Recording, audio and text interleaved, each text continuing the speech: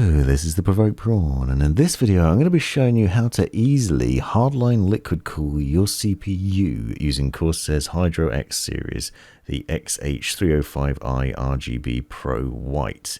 And this is set up in the Corsair 5000T, which I've done a video on separately that I'll link to in the description. And at the end of this video, I'll also be comparing the temperature readings for the CPU versus the H150i Elite Caplex 360mm all-in-one cooler that I was using in there previously. But spoiler alert, it is much better with this full liquid-cooled system. It's actually a lot cooler, surprisingly good.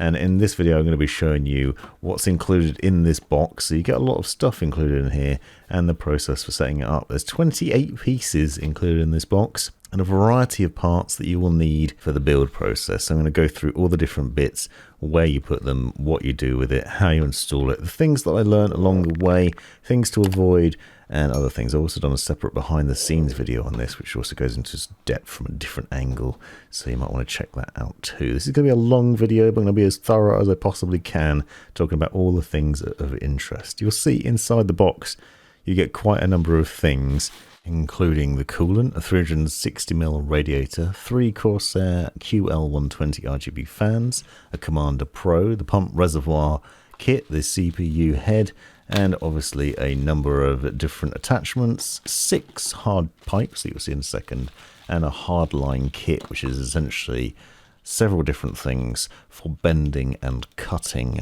the tubes. Now it is worth knowing that this kit comes in 2 variations, so you can get either soft or hard tubes.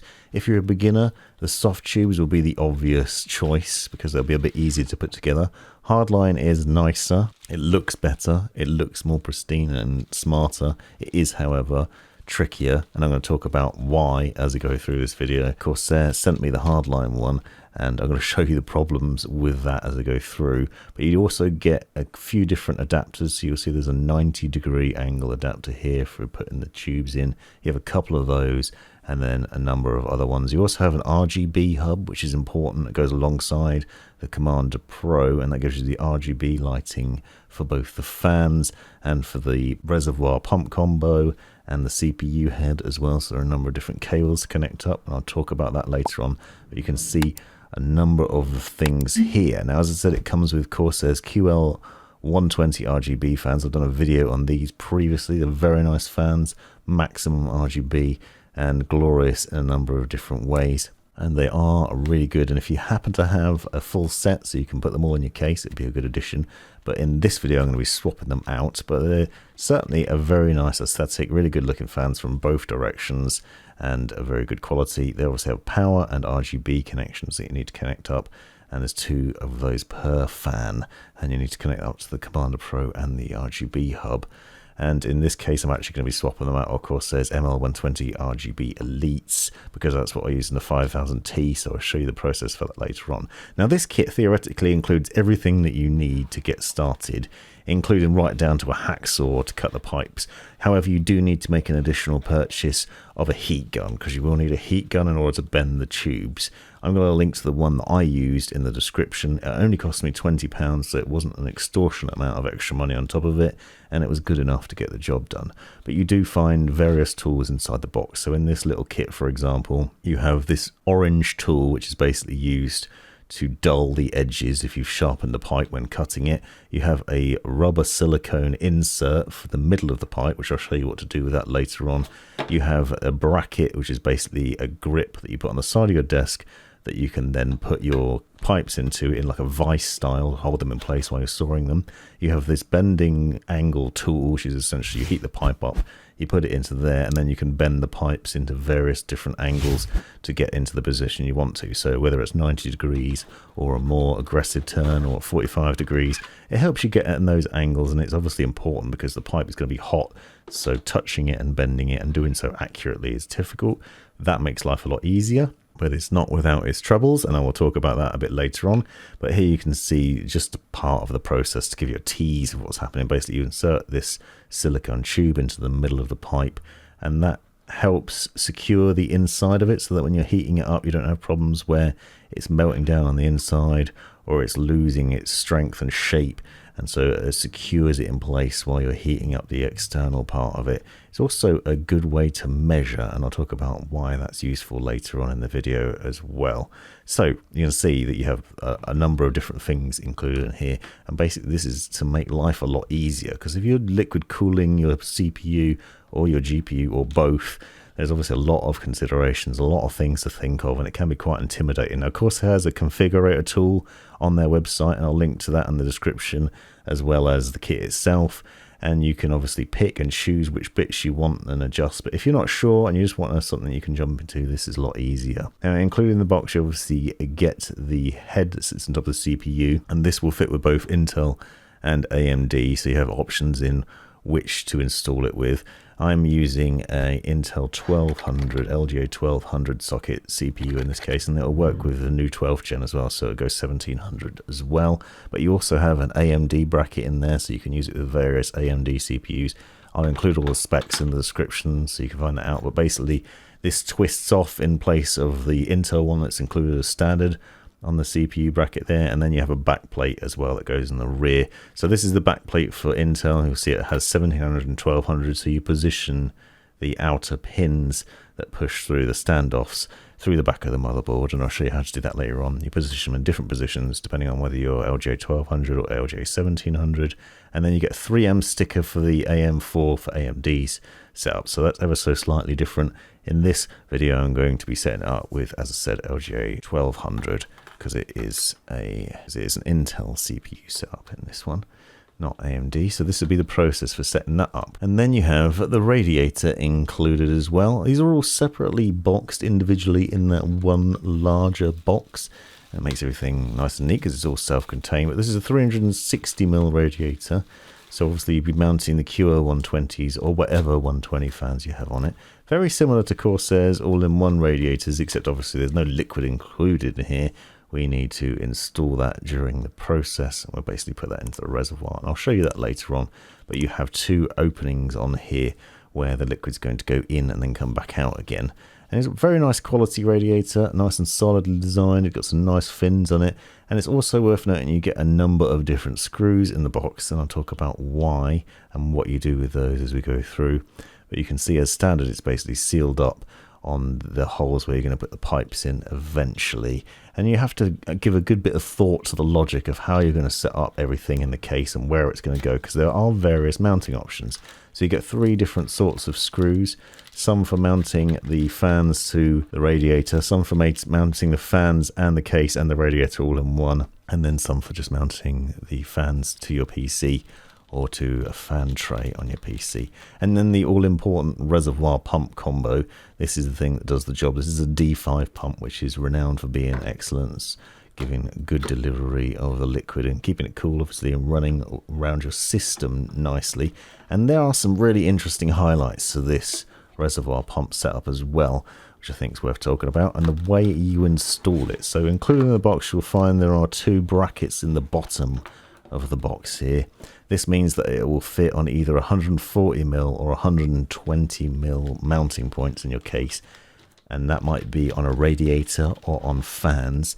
So you can mount this in various different positions. You can mount it on the case, on the bottom. You can mount it on directly onto the radiator. You can mount it directly onto a place where you'd have 120mm or 140mm fans on your case, but you don't happen to have one.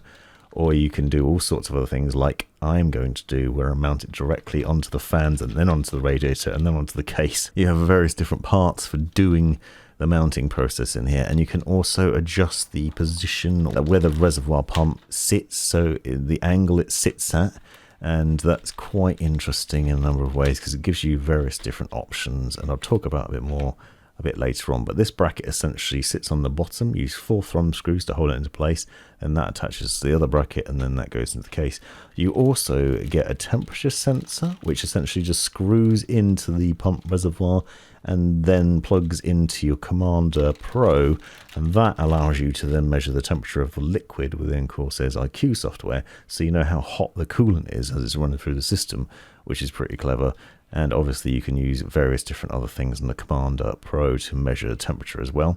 You also get caps for various different points on the pump reservoir, so any that you're not using with pipes, you'll need to fill them in with that. and then obviously all the things that you need to attach the pump to the various brackets and then to your case or whatever else you're attaching it to. And you'll see that there are various ports at the bottom, a number of different ones, and you need to bear in mind what they are and how they're used. You have one outlet and then multiple inlet ports, and on the bottom you also have a Molex cable connection that needs to connect to your power supply unit, and then a fan cable which needs to connect up to the Commander Pro on port 6, but a bit more on that later on. And then there's an RGB connection at the top at the rear as well, so that allows you to plug into your RGB controls and then get RGB lighting both on this and on the CPU block as well. And you'll see that there are two ports on top. The left one is the fill port and the right one is an intake, so you can possibly have an inlet port on there as well.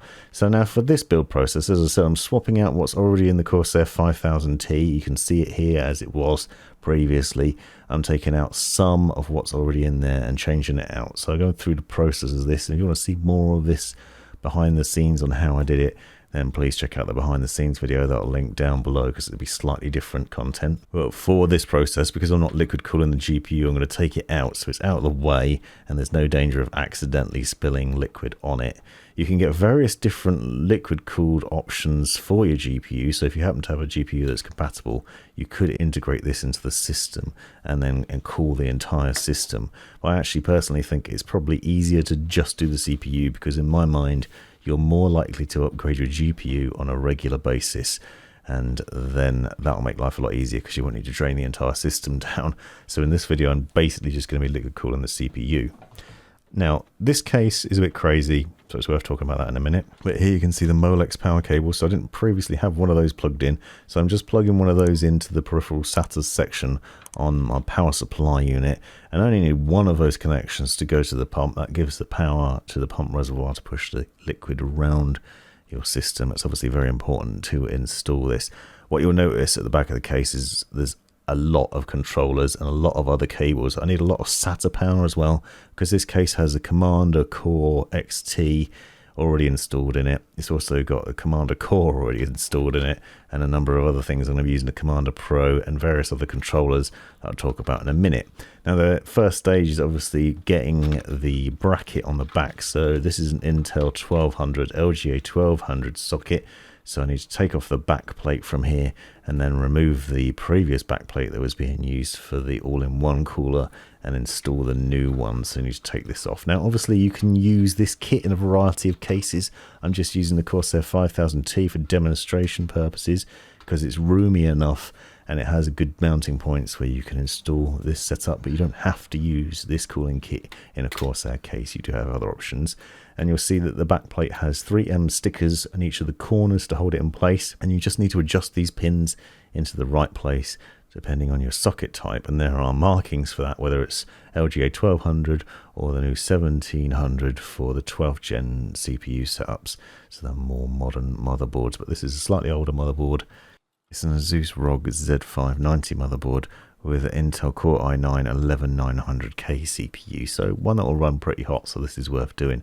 Now I'm obviously going about the process of cleaning up the CPU because it's already been in use. You might be setting this up in a brand new build, but here I'm reusing what I already have and changing things out. The CPU block for the new setup does have pre-authorized thermal paste, which we'll see in a second. We need to make sure we get the CPU nice and cool, so I'm using Noctua's thermal paste wipes here. They're really good at getting the CPU nice and clean. And then you can see the CPU block, and we need to mount that down. Obviously take the plastic shield off of it first, and then you're just sitting it down over the CPU and then screwing down the 4 points. You'll notice there's only one cable coming out of this, and that's an RGB cable. So that runs to the back and then connects up, and I'll talk about where that connects up later on. And you have 2 points on the block of the CPU. The one on the right hand side is your inlet, so you come out from the reservoir with your pipe, you go into the right hand side on the CPU, and then you come out on the left and go in and out to the top of the radiator and in there, and I'll show you more on what that's about. But essentially you have an in and out from each of these, and you need to make sure the pipes follow that sort of line, so you're creating a loop Obviously it's a custom cooling loop, so that's where your thermal conductivity is going to go through. Now putting this down was a bit tricky. I had to reach around to the back to hold the back plate in while I screwed down the thumb screws. But obviously we're setting it down, making sure it's nice and secure without over tightening it. You just tighten it with your fingers until you can't tighten anymore, but not so tight you're going to over tighten it. And then you need to make sure you run that RGB cable through to the back. It's fairly unusual to not have to connect up anything to the CPU fan header or all-in-one fan header or your pump header or anything like that on the motherboard. And it's worth noting that because you will need to change the motherboard settings later on to tell the motherboard not to worry about it, because some motherboards get in a bit of a panic that they can't see what's controlling the fan temperature on the CPU. Here, Corsair's IQ software, the commander core, the reservoir, everything is working all in one system and controlling it, and you don't need to worry, and it does run cool despite what the motherboard might think, so it isn't in a panic. But don't panic, you don't have to plug a cable in there. Now with the mounting options, you have a variety of options here. As I said, this thing can be mounted to the case if you have appropriate place that you can mount it. You do need to mount it so it's standing up. You can't mount it laying down or upside down, but you have various options in where you can position it. So you can mount it on the bottom potentially. You can also mount it attached to the fans, and you can choose where you mount it. And as you can see, if you've got a case that's nice and roomy like this, you can put it in various different positions. You could put it at the very bottom and try and hide it away. You can put it in the middle. You can put it right at the top. And you can mount it on fans, or you can mount it on the radiator, or you can mount it on top of fans that are on the radiator. For my build process, I'm putting the radiator on the back panel. You could mount it on the front, so you could have your 360mm radiator in between the fans. So you could have the fans on the front as they are now, then the radiator, and then the reservoir on the other side. Or you could put the radiator on the side like I have, and then you can mount it there. Or you could choose to mount them entirely separate places. So you could, for example, put the reservoir on the front fans and then have the radiator on the top, and just position your pipes to run up to it, because obviously it's doing the pump. That's the clever part of the process. So you have various different mounting points, and I'll show you what I mean as we go through. Now, included in the box with the rad, you get a number of different screws. And it's worth knowing this because they are different sizes, so depending on where you're going to mount it, you get different size screws for different things. So you can see that the two long ones, you have one that's slightly shorter and one particularly long one. Now the very long one is designed to go through a fan and through the case and into the radiator, or through the case and through the fan and into the radiator. So it's particularly long so that it has enough length in it where it can go through 3 different things and hold everything in place. So as demo purpose here, for example, I'm just putting it through a fan and then through the fan tray and then into the radiator. Now obviously you can do this if you want. It depends on how you're going to set it up and what you're planning on doing, but this is an option. The other shorter fans are intended to just go through the fan and into the radiator, and then for you to mount the radiator to the fan bracket or to your case with the very small screws. So it's worth bearing that in mind, because what you don't want to do is to mount the fan to the radiator with the really long screws, because you risk damaging the radiator. So make sure you don't do that. Use the screws from the torn bag. They're the shorter ones, as I am now, if you're doing it in the same way as I am. So you can see that I'm using Corsair's ML120 RGB Elite fans. I've done a video on these separately. These are new fans from Corsair that have that air guide vortex technology on the back, designed to give superior airflow. They're also very nice looking, and obviously I already have them in the case, so it wouldn't make sense to use the QL120s because they're white. These fans are black. The other ones would be black. It would be messy and it wouldn't look that great. So here I'm using these, or reusing these, and I'm essentially just mounting them all to the radiator. And you see that I've got the pipe holes at the top, so that's where the pipes are going to go in at the top of the radiator. And I'm making sure that all the cables obviously sit towards the back, and then I'm going to run them through the fan tray so we can hide them away. As I said, 2 cables per fan, and these all need to be connected up to both the Commander Pro and the Rgb Hub that you saw earlier on. So you have quite a lot of cables to connect up. There's also some extra ones because we have the RGB cable from the reservoir and also from the CPU block. Those need to run to the back and also plug into the Commander Pro. So I'm kind of curious as to why Corsair didn't include the Corsair Commander Core XT. Would have made life a lot easier with this kit rather than the Commander Pro and the Rgb Hub. But it's still fairly straightforward. There's not an excessive amount of cables. And the all-important ones are obviously the power cable, which is the Molex cable from the bottom of the reservoir, and the other fan cable, which essentially runs to port 6. Now, a bit more about the reservoir pump combo, because I think it's important discussing. You'll see that there are multiple different ports here. The left one on the front is the outlet, and then every other one basically is the inlet port.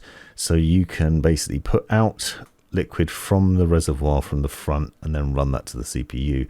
But you can choose where you're coming back to, and you can come into the front, you can come into the top, you can go into the side, or you can come into the back. Any of them that you're not using, you do need to put the caps on, and I'll show you that later on. And you can also install the temperature sensor, which is another thing worth bearing in mind. And I'll show you what to do with that in a bit. Now, this bracket can be installed with the thumb screws onto the bottom of it, and you can put it in various different positions depending on where you're planning on mounting it. For my purposes, I'm putting it this way around because I'm going to be mounting the reservoir onto the fans that are sitting on the radiator, and so this makes life a bit more straightforward, and I think the nicest aesthetic you can go for. But you can also choose to mount it to the bottom of your case. You can also turn this thing sideways because it's just held in place with 4 thumb screws. It's really easy to adjust the position of it. So you might choose to mount it to the front of your case but angle it round so that the holes still face towards the front, if that makes sense, or to face it internally. It really depends on where you're going to run the pipes. Now, running the pipes and where to run them to is quite a dilemma as well, and I think that's worth thinking about before you get started, planning out what you're going to do and where you're going to put everything. So when I first started with this, another thing I did is I blocked off the rear pump holes of the inlet at the back because I knew I was going to be blocking it with the cage anyway. And so I'm not going to be using this, but you could possibly use that as one of your inlet ports, depending on what angle you're coming from. You get a little cap and then a little tool to tighten those cap up, so make sure it's nice and tight and doesn't leak anything out of there. But in a minute, I'll show you that I actually changed this out and I put in the temperature sensor, because you can screw the temperature sensor into one of these ports instead. And I figured that would probably be the best way of doing it, because then you have a massive cables, but they're all at the back, and that makes life a little bit neater. So once that's installed, then put it onto the bracket. Again, it's thumb screws that are holding this bracket in place. So this is the 120mm bracket. You also have 140mm, so if you have larger fans, that's an option. Then this bracket can then be mounted on a radiator, on the case, or directly on to fans. So in this case, I'm actually going to use the screws that I said earlier on not to use, the longer ones. So I'm going to take 4 of them, remove the screws that I've already put in on the radiator here onto the fan, and then I'm going to replace them with the longer ones, and that'll be enough to go through the mounting bracket, through the fan and into the radiator, so basically to hold it in place. This might not be the optimum way to do it. There are various different positions. As I said, you have a variety of mounting options, and that's one of the nice things about it. You have the flexibility to do this. Now, these fans are all set to intake, so they're designed to pull cold air in through the back of the case, through the radiator, and then obviously into the case.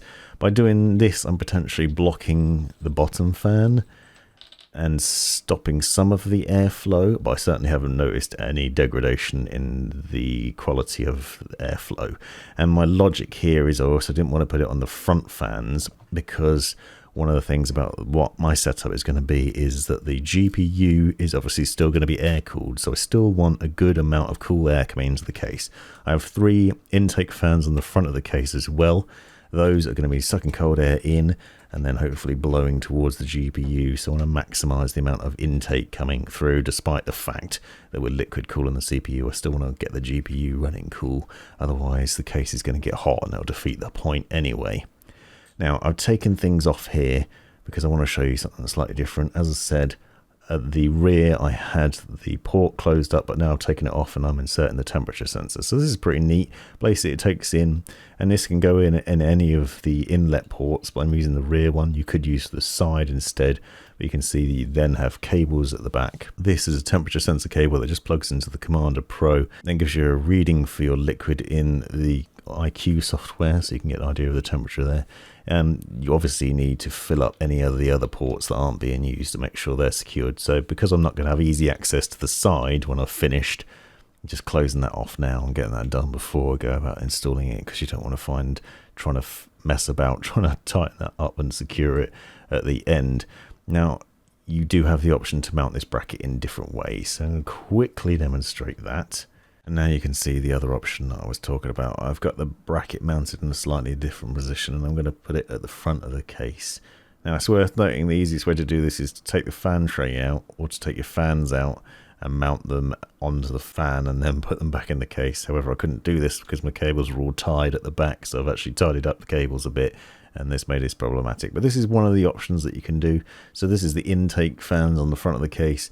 I'm basically screwing it in with the smallest screws that are included, and you can essentially just attach it to the fans, and here you can see you have it floating there. You do have the option to mount it on the middle one, or maybe even the top one, depending on the amount of space in your case. So you do have a variety of mounting options, and there's plenty of flexibility there as well. But I'll put it back in the position I was intending it on. I just wanted to demonstrate what you can do and the different positions for it. But you can see that we're basically going to put the radiator on the side here, and then hopefully that should give me relative access to the rear.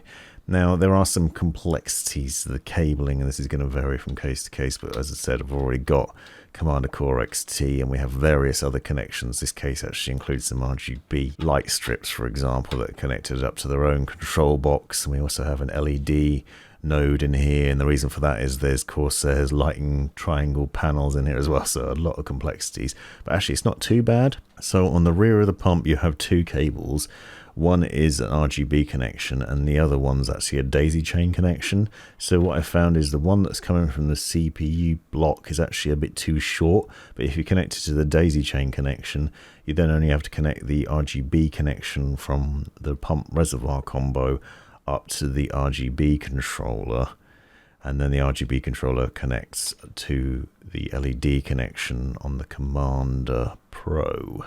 And obviously you're connecting the fans up as well, so you're using the RGB connections from the fans to connect to the Commander Pro 2.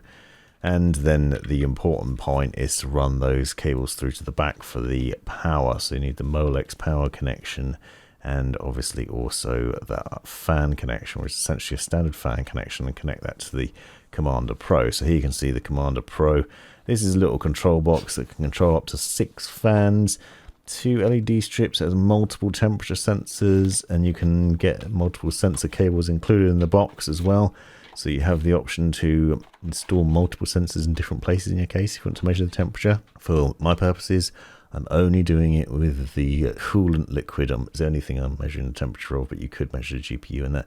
You do need a USB connection to the motherboard and a SATA power connection. One thing I will note is that you also need to make sure you position it in a good position. I'll show you why in a second, but you can see the temperature sensor connection that I've done there, and also the LED connections that are connected up from the reservoir and also from the other things in my case. I have a variety of different RGB connection things here. One of the things that I found was that I couldn't run the RGB connection across to the Commander Pro easily from where it was, because the cables are just a little bit too short and a little bit too taut. So the Rgb hub you need for the fans, so you need to connect up all the different fans that you're going to be installing in here. And you might be adding more. Obviously I only have 3 that are on the radiator themselves, but I also have 1 at the rear of the case. I'm actually going to be plugging 4 fans in for this RGB connection. Then you run another cable that's included in the Commander core from the Rgb hub into the Commander Pro on the LED connection point, and then basically it gives you RGB control over all of them. So to clarify the RGB connections here, because they can be a bit complicated, you have an RGB connection cable from the CPU block that daisy chains into the back of the reservoir connection, and then you have a cable there that then plugs into the LED connection on the Commander Pro. You also have the Rgb fan hub where you connect in multiple RGB connections into it from your fans. So your 3 fans and any extra that are included in the case, run your RGB connections into there. And then there's an included cable with the Commander Pro which runs from the RGB hub at the end into the second LED connection on the Commander Pro. That then loops up all the RGB connections and ensures you've got some nice RGB lighting that's controllable with an IQ software. The power, meanwhile, is all from the Commander Pro. Plug in all your fans into the Commander Pro and make sure that the Reservoir Pump fan connection is connected to number 6, so port 6 on the Commander Pro, and that is specifically in there, and then you can control it within IQ and set it specifically to that pump reservoir combo rather than a fan. One other thing of note is it is worth plugging in the power for this now, so the Molex power for the pump. And one of the things that you do need to do is run this without running your system, so you don't want to plug in all the other cables for power connection to your motherboard, because you need to be able to run the pump without your CPU running, because obviously one of the dangers is if there's a leak, you don't want it leaking on live electronics. Now, included in the box, you get a number of these different connectors which basically connect to the various points, so the CPU block and the reservoir and the radiator, and then you run your pipes into them. You'll notice that there's rubber O-rings in the middle. Take care when installing and removing these that you don't lose those rubber O-rings, because they go around the pipe and they create the seal to make sure everything's sealed up and you don't have any leaks. You can see that they just finger tighten into the ports, and here I've installed 2 on the CPU block, and essentially they split in half, so they come apart, and you can see that you can just basically unscrew them and one half comes off. So the bottom half screws into whatever you're attaching it to, in this case the CPU block, and then top half is then what goes around your pipe, and there's a rubber O-ring included in that, and I'll show you the steps for that in a minute. But you basically put that over the pipe and then you screw the thing back on, and that should seal it in place. It's worth noting you need 6 mil of pipe in there, 6 millimeters of pipe in there to ensure a good seal. So you need to make sure you've got enough pipe length to go into the hole and to be sealed up nicely. Now, you need obviously multiple of these on the different points, and as I said, you can inlet potentially either on the front of the reservoir or on the top or on the side. So I initially thought what I'd do is I'd cover up the hole on the front right and I'd inlet from the top. I figured that that was a logical way to do it, because you could come out of the radiator into the top of the thing and that would be nice and easy. Actually, it turned out that wasn't, and I'll show you why later on. And you do have the option of these right angle adapters. You don't get many in the box though, unfortunately. You get the standard ones, you get plenty of those. What you don't get is a lot of the right angle ones, and you can buy right angle ones if you need them as additional purchases, but they're not cheap. And the right angle, essentially those two things connect together, so you can see that you screw in the standard mounting into the right angle one, and then you can install the right angle one into one of the brackets on the reservoir, on the radiator, or on the CPU pump, and then you can position it into different positions to make your life a lot easier, and you'll see what I mean in a minute, and you will appreciate it when you're going about the installation process, because it gives you options in terms of the angles. So here you can see what I was talking about. You need the excess of pipe, and make sure that you put the O-ring on the inside and then run the bracket over the top and then just screw it down, and that will hold it in place and should ensure a good seal. You need to make sure that the pipe is flat though and deburred, but we'll talk about that later as well. So make sure these are nice and tight when they're installed is my other point. I actually experienced a little leak because one of them wasn't tight enough. So ensuring that they're tightened up really well will ensure, hopefully, as long as you've got enough pipe and it's not cut at a weird angle, that there's a good seal there and you don't have any leaks. But more on leaks and leak testing later on as well. Don't panic. It wasn't a disaster for me, and I'm sure you all would be fine as well. So what I quickly realized is that actually having one of the right angle connections on the CPU head would make life a lot easier. So on the CPU block, on the left hand side one, which is my outlet, I'm putting the 90-degree angle, and you can see once you've got it tightened down, you can actually position it into various different positions. You've got it sitting straight up there, for example, but I actually end up with it at a slight different angle. So it gives you the option to move these around a bit more. So now I put several of them in, and I'm removing the caps on the radiator. And obviously we then need to make sure that this is set up properly as well. Now, as I said, the logic for this is the bottom left of the reservoir is the outlet. So you outlet from that and you run your pipe, first pipe from there into the right hand side of the CPU block. Then the left hand side of the CPU block is your outlet for that. So that comes out and goes up into the left hand side of the radiator in the way I've got it positioned.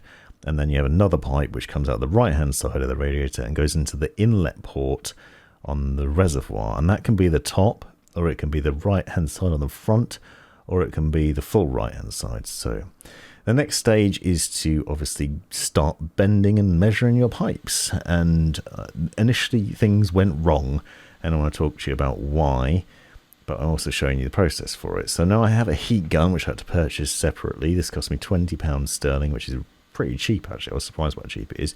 And it has 2 settings, and I would highly recommend using the lower setting, even no matter what heat gun you got. Don't go all in and heat it really hot. Use a lower setting. Revolve the pipe constantly. Don't heat in one place exclusively. Heat around where you want to be bending as well, and take your time, but also don't overheat it for too long. Don't put the pipe too close. These are my bits of advice because we ended up breaking a couple of the pipes. I also caused some bubbles in them that you'll see in a second, and some horrible marks and bends where it wasn't bending properly because it was either too hot or too cold, or I hadn't heated all the surrounding area. So if you focus on one little spot and keep the heat on there for too long, it will cause problems. But you put them inside the tube and you can see the process for bending it in a variety of angles. So here I'm trying to get a 90-degree angle out of it, and you can put it into this tube and bend it that way. Now this tool is designed for both 12mm and 14mm pipes, so you can get 2 different sizes of pipes in here, so you can actually fit these into either end. The tool's designed for both of them, and it's worth noting because also the vice grip is also designed for 2 different sizes of tubes, so you'll find that it won't fit in one part but it will in the other, depending on what size tubes you've got. You can see the rough process for it. You need to obviously use the silicone pipe that I was talking about earlier on to put inside, and that ensures the inside stays like that. But you can see one of my mistakes here where I heated it too hot for too long in the wrong spot, and essentially just leads to some bubbles. This is external bubbles, but obviously also hideous. Now what I've tried to do is to measure bits out, and this is actually surprisingly tricky because trying to measure where the pipes are going to go, the pipes are too big as standard to sort of work out where they're going to fit in your case. Obviously you can't bend them because they're solid until you start heating them, and you can't mark the pipes, so wouldn't recommend marking the pipes with anything, any sort of marker, because if you heat that point up you'll end up putting a mark on the pipe that will probably stay there permanently, so that's not ideal. One of the things that I did find though is if you've got a bit of tube that you've ruined, you can bend that into the position that you want it to be and then use that as a test case. So you can see I've got one here that's slightly ruined, but what I'm using is using that to work out where my bends need to be and also the length that the pipe needs to be in order to work. So actually using that in a useful way, and that will help with this process. The other thing that I've found is that it's possible to make a mark on the silicone hose that goes on the inside, because that doesn't get as hot as the pipe itself. And what I ended up using was little bits of hair and also bits of grated pipe. So where you use the hacksaw to cut the pipes, sometimes I found that some of the dust on that ended up on the silicone hose. Don't worry about it because we will be washing these out, and you can use that to work out where you need to bend things. You can see that this pipe has multiple different bends in it, and then I need to also cut it down. The important thing of note is to measure twice and cut once, because one of the things you'll find is obviously if you cut it too short you're in trouble, and you also want to make it a bit too long. Basically keep putting the pipes in once you've bent them and cut them, and work out what position it needs to be in, and if you need any extra length or how much shorter you need to make it. So you can see me using it here with the pump reservoir to the CPU block and trying to work out the length of it, and it is a bit too long at the moment, but I'm also trying to gauge how much extra pipe I need left over in order to fit into the connection properly, because as I said you need 6mm to make sure it has a good seal in it. So I've marked it with a little highlighter pen on the other side of where I'm going to be cutting it, so that won't be on the pipe itself, and obviously I'm not heating that bit anyway, so what I said earlier isn't valid. and then we cut it. Now, one of the things I will say is take your time with the hacksaw, because the hacksaw isn't particularly fancy. I found that the blade bent, so if you rushed it or put too much pressure on it, you do end up bending the metal of the hacksaw, and that can then lead to the pipe not coming out as a great shape, which in itself causes problems, because then it's not a perfect sort of flat surface and it's a bit jaggedy, and that can be problematic because obviously that will impede the sort of seal on it. Now I have a little tool which is basically just a dust cleaner. It's an air duster. It's electric and blowing off some of that excess from there. And then you have an orange tool, which is like a deburring tool. It's essentially like a pencil sharpener, and it has two different sides to it. So you have to put it on the pipe and sort of squirrel it around left to right for a bit on both sides. And what this does is it stops the inside and outside rings of the pipe from being too sharp, and it flattens them out a little bit. It doesn't cut out any angles though, so if it's like really pointy, you'll need to put it back onto the hacksaw and treat it down a bit. What it does do is it cleans it up and makes it a bit better. Then the next stage is to make sure that the pipes fit that you've bent into shape, and it's worth sort of practicing and working out where these are going to go, because what I found was that I created one pipe for a certain connection and I realized it would actually fit somewhere else a bit easier, and so sort of test fitting where this is and how it's going to go in, and then we can put that into the position it's going to be and then finalize it. And once we're happy with those, we then need to go through the process of cleaning them out. So I've got some distilled water that I purchased separately, and this is designed just to essentially wash the pipes out. Obviously any sort of excess dirt that's in there that's come during the sort of process of putting them together, or any of the shavings from where I've been cutting them down into the various lengths. This just washes them out and makes sure the pipes are clean. Obviously, this is not the coolant. This is extra water that I purchased. It's just a bottle of distilled water that you can purchase separately. Another thing that Corsair recommends is actually cooking the pipes in the oven as well. There's information on this in the manual on how to do that and the sort of length of time. That's meant to help secure the strength of the pipes. Now, I changed my plans here, as you'll see. Originally, I said I was going to go into the top of the reservoir, and what I realised was, because the reservoir sort of sits in the middle of the fan bracket, and actually the exit on the radiator is ever so slightly off to the right, actually meant that you had to get a really wonky angle and a very funny bend, which ended up being basically a half circle in order to get it in, and it was proving a nightmare. Then I realised that I could use a 90-degree angle to come out of the front of the pump reservoir and go up instead. So that basically means that I could sort of point that up a little bit to the side and then go straight up and then have one 90-degree angle going into the top. So it pays to be flexible on how you're going to do it, or to spend a lot of time sort of working out what the pipes are going to be, where they're going to go and all that before you start. You only have 6 pipes to play with, and I found that we broke like 2 of them, so it was getting a bit scary, I'll be honest, by the end of it, in whether they were going to fit or whether we were going to have enough left over.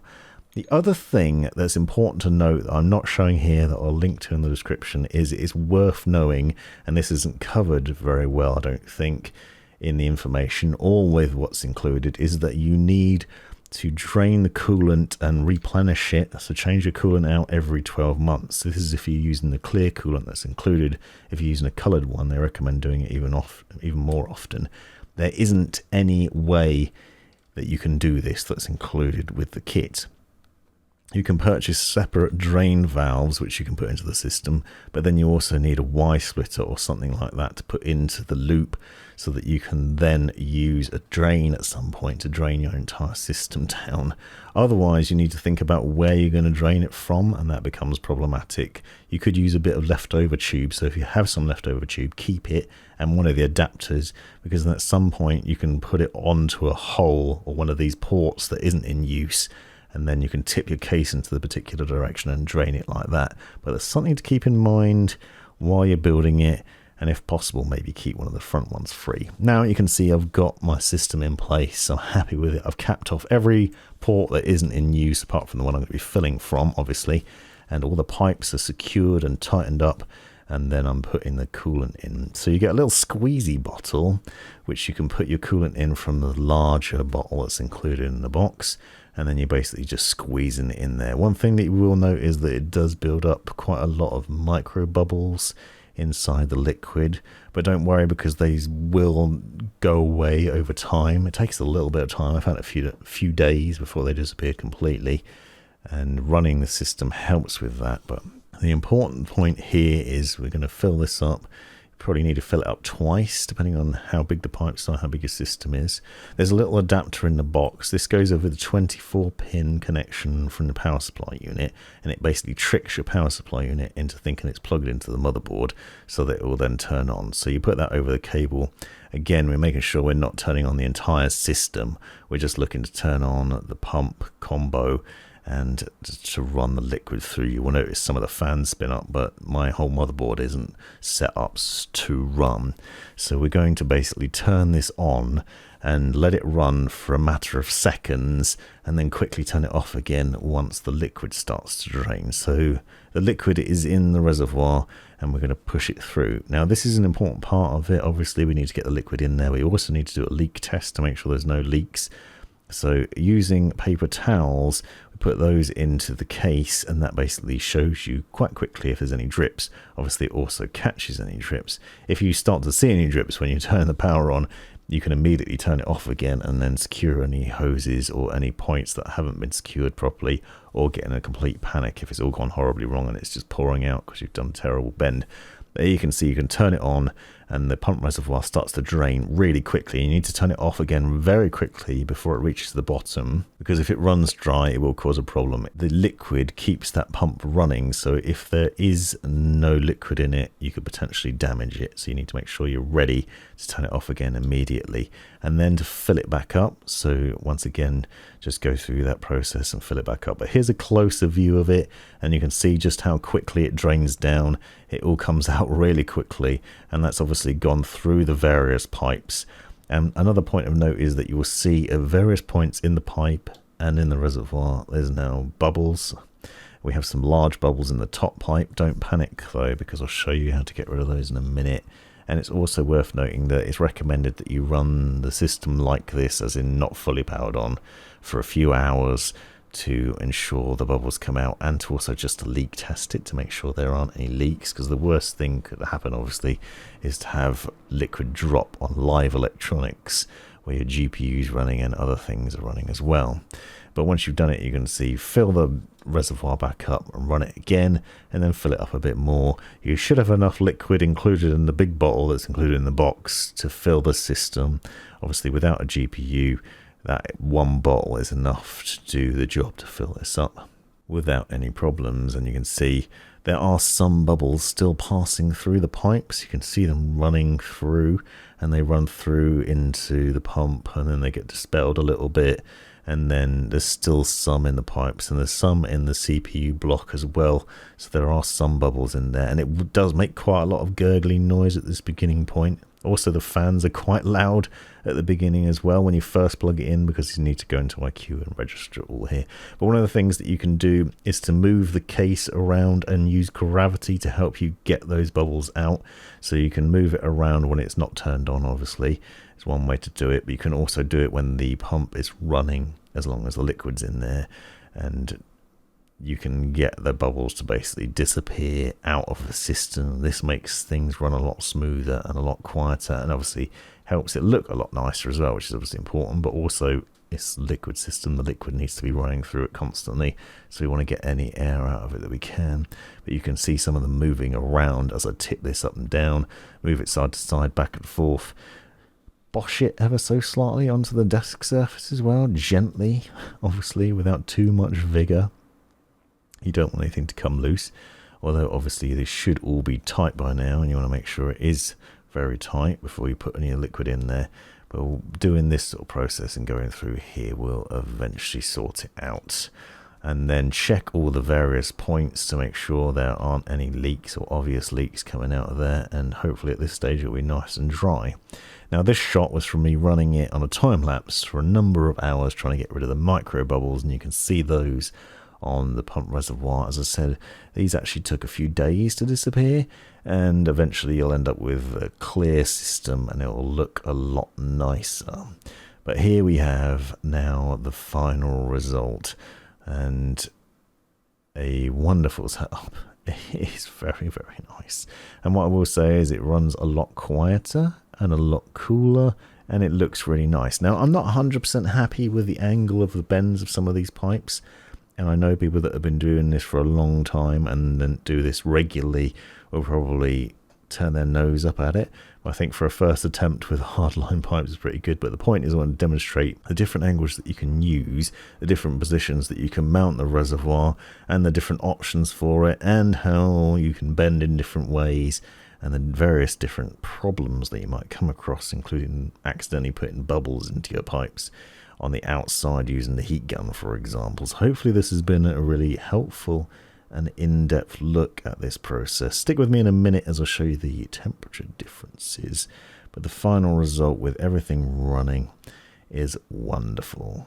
Now I want to get on to temperature test comparisons, and I'm running Cinebench R23 here, and this is standard setup, and I'm just running Cinebench and passing through a few passes, and you can see the temperature readouts here on the left hand side from IQ software, and the package is getting up to around 69 degrees.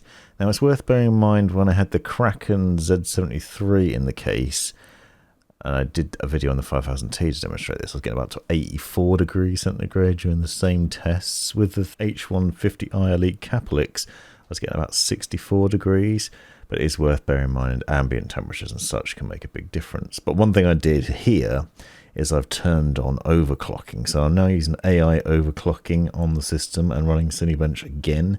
And you can see that I'm getting about a maximum of 80 degrees centigrade, which is, yes, still warm, but it's not as hot as it was with an all-in-one cooler and less fans. Now, it's worth keeping in mind that your ambient temperatures, your fan setup, and other things can have an influence on this.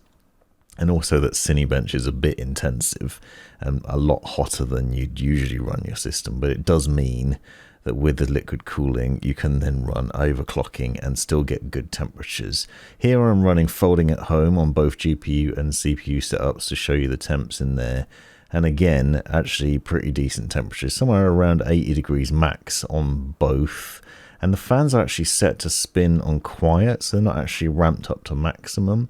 They are set to run on quiet, so they're actually running quite quietly during this test period, and they weren't being too aggressive, and yet both the CPU and GPU are under 100% load. So the point is, it is quiet and it is quite a bit cooler than some all-in-one coolers, but it is going to vary depending on your case, your fans, and your ambient temperatures, so it's worth bearing that all in mind. This has been the Provoked Prawn. Thanks for watching.